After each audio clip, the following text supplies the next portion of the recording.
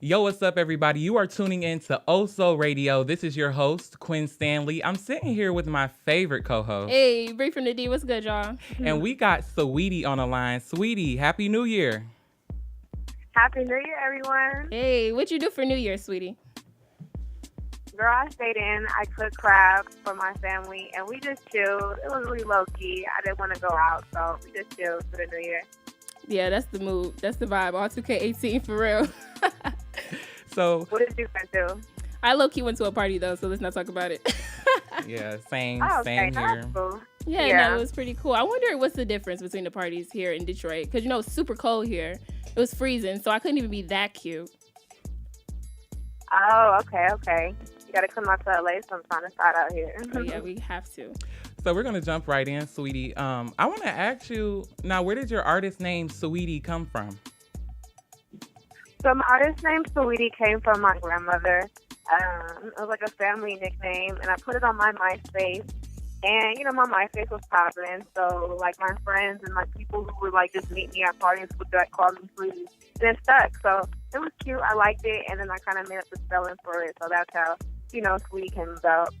Shout out to MySpace. I feel like if you were popping on MySpace, then you're just born to, like, be successful. Okay. Wait, I'm sorry, I didn't catch that. I said shout out to MySpace. If you were popping on MySpace, then you're just, like, born to be successful for real, because MySpace was hard to navigate.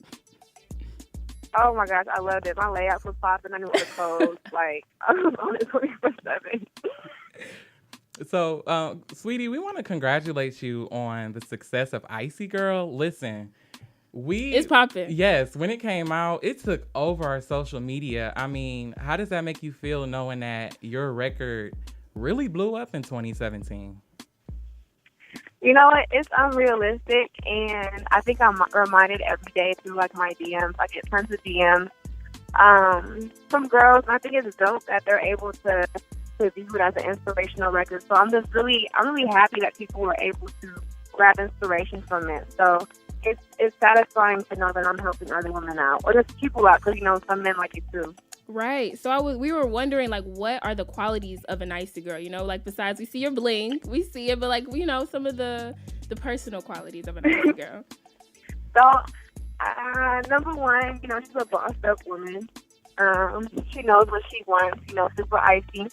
And she, like I said in the song, like manicures and pedicures, she's always tip-top. And I kind of want to talk about that because a lot of girls, like, DM me and be like, well, how can I keep my nails done if I don't have the money for it? And it's just like, you don't need acrylic. Like, you don't need the extra stuff. Just make sure your nails are clean, because the dirt on the nails is just not cute. Yeah, it's just not a good look cute. at all. It just looks kind of raggedy sometimes. So just keep yourself up. And then also, I'm sure it's a feeling as well. When you look good, you feel good. So it's probably going to be good as well. Yeah, you look good, you feel good. Just like, it's just good maintenance for the body, you know? So bossed up, you know, her nails look nice, and just, you know, being focused. Like, I feel like it's really important, especially in our 20s, to, like, get this working so we can, you know, be successful for our family. So I feel like those are the main qualities of Icy Girl. For sure. Okay, dope. You have a new EP coming?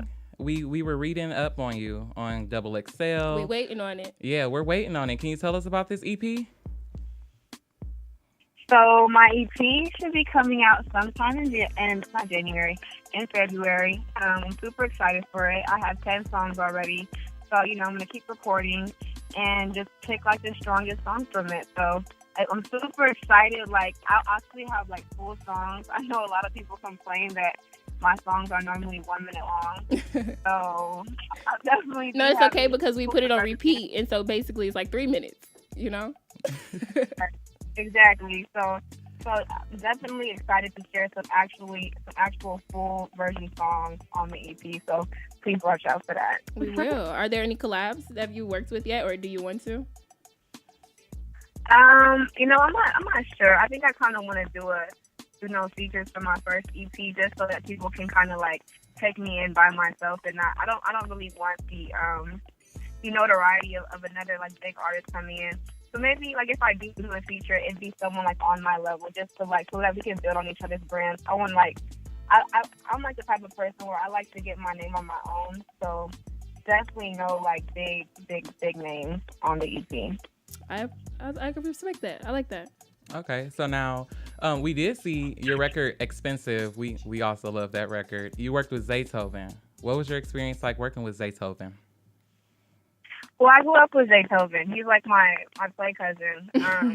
I've known him. I've known him since I was like 5 years old, and like people have always asked me why I didn't work with him, but I'm the type of person where it always has to make sense.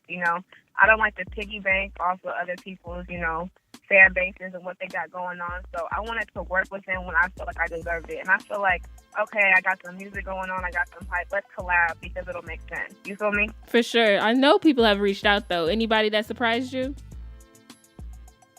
Yeah, but I don't like name dropping, so I'd rather just work when it's time to work, and you never know. Yeah, let that stuff manifest on its own.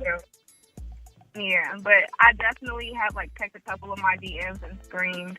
I'm like, oh my gosh, they know who I am. So I'm gonna just let my imagination run wild. I'm not gonna say it either, but I can imagine your DMs right now are crazy. Champagne Poppy. You know? No, you know what's surprising? Like 90% of my DMs are like women. It's dope. Like they're reaching out to me about Icy Girl. They're telling me how that's helped them, and they're just like showing a lot of love. So I'm sure women have shot their shot too, girl. You said what? I'm sure women have shot their shot too. Oh, girl, yeah, but I'd be like, like my men do. I feel that. Okay, so let's switch it up a little bit, sweetie. Now, you went to USC, which was actually really interesting to us. What did you major in? I majored in business. I mean, not business. In communication with an emphasis in business. Okay, so you went to... I was there... Oh, no, keep going. Well, first I went to San Diego State, and then I transferred to LA and went to USC. So that took me about 5 years. Okay, so now, did you perform as an artist on campus while you were at USC? No, I actually didn't have content like that, and I was still trying to find my sound. So a lot of people, unless you were like my really close friend, a lot of people like didn't know that I was trying to pursue music. Got you. So when did what's the timeline? When did your car rap start? Did you start posting those on Instagram? I think, so the first rap I ever did, actually did it on the stairs, and I believe that was like about a year of, like 2 years ago. Like, okay. Yeah, like not this past October, not last October, but the October, I don't know. But after that, I followed up with my car rap, and it was just kind of like I didn't have the resources to go to the studio, so I was like, okay, I'm gonna do car raps, and someone's gonna notice me. Like, I'd rather, like, I'm writing all this content, like, someone's gonna notice what I'm doing, and someone actually did, so I'm really glad that I actually did those car raps. Yeah, so who was the person who, like, noticed you and helped you, like, boost your career for real? My manager, Max Goose. I'm really thankful for him. Like, we kicked it off. He had a studio, and I was recording in it all the time. He thought Icy Girl was dope. I didn't even know Icy Girl would be this big, but he was like, you need to record that. So I recorded it, and it kind of took off from there. Okay. So now, can I ask you, in your words, what sets you apart from other female hip-hop artists out here? Because there's a lot of female hip-hop artists coming out, but what do you feel like sets you apart from those ladies? That's a really good question. Let's see. Well, I'm Icy, that's first and foremost. Second of all, I really don't, I'm not one to compare, but what I can say about myself is that, I'm a boss woman, I'm educated, I get my own money, I'm smart, I'm intelligent. Those are the key factors that I really pride myself on. So I'm not sure what everybody else has going for themselves. I believe I believe the competition is healthy. I do see some girls regularly, and I'm like, damn, she's doing her thing. So I feel like the competition always makes me want to be tip top. So I'm always, sharpening on like my skills with learning just new things to make sure that I'm being the best artist I can be. I love it. You know what I want to know? Some of your highlights from 2017 and some of your goals you've set for yourself in 2018. Well, 2018, you know what? Let's see. I want to have a really successful EP. Hopefully the fans and, the listeners gravitate towards that. And hopefully I can begin to collaborate with other people. And I'm not the type of person that likes to collaborate with other people just to collaborate. Like, I actually want it to be a dope song. But I definitely want to start doing that more in the Bay. You know, that's where I'm from. I definitely would love to show love and just give back to my community. So that's the ultimate goal, just networking and making great music with more artists from the Bay. Okay. And so this is kind of similar to what we asked, but where do you, at the end of this hip hop run, where do you want to see yourself in the rap game? Do you picture yourself at the top of the game, or, where do you see yourself? I definitely see myself like a Diddy or Jay-Z. I definitely see myself being a pioneer, I'm a learner. Like, this is not something that's short term.